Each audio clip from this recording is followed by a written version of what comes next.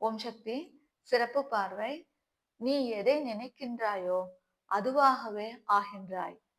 பகவத்கீதையின் இவ்வரிகளை நாம் ஆழ்ந்து கவனிப்போம். பகவான் கிருஷ்ணர் இவ்வாறு கூறியதன் பொருளை அவதார புருஷர் ஒருவரின் வாழ்க்கை வரலாற்றில் நாம் காண்போம். ஸ்ரீ ராமகிருஷ்ண பரமஹம்சரின் மறைவுக்கு பிறகு அன்னை சாரதை உற்ற மனவேதனை சொல்லில் அடங்காதது. நாம் ஆழ்ந்து செல்லும் நூல் ஸ்ரீ சாரதா தேவி வாழ்க்கையும் உபதேசங்களும். எழுதியவர் சுவாமி தபஸ்யானந்தர். பக்கம் எண் 65.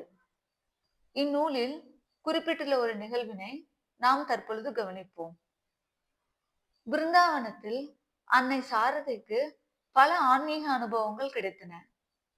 ஒரு நாள் அன்னை ஆழ்ந்த சமாதியில் மூழ்கினார்.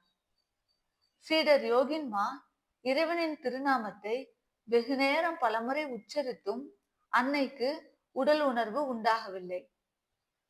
அதன் பின் சீடர் யோகானந்தர் அதே முறையில் அன்னையை புற உலக நினைவிற்கு கொண்டு வர முயன்ற போது சிறிது நேரத்திற்கு பின் அன்னைக்கு அரைகுறையான விழிப்பு நிலை வந்தது.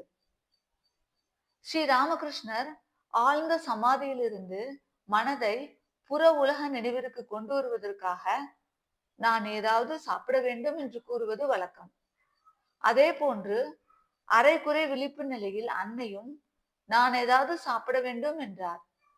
குருதேவரை போன்றே அன்னையும் சிறிதளவு இனிப்புகளை உண்டார். வெற்றிலை போடும் பொழுது அதன் காம்பை குருதேவர் எப்படி கிள்ளி எறிவாரோ அதே போன்று அன்னையும் எரிந்தார். அந்த மனநிலையில் இருக்கும் பொழுது அன்னையிடம் சுவாமி யோகானந்தர் பல கேள்விகள் கேட்டார். குருதேவர் பதில் கூறுவது போலவே அன்னை அந்த கேள்விகளுக்கு பதிலுரைத்தார். பின்பு அன்னை தாம் ஸ்ரீ ராமகிருஷ்ணரின் உணர்விலேயே ஐக்கியப்பட்டு விட்டதாக கூறினார். நாம் பொருளுக்கு வந்துவிட்டோம்.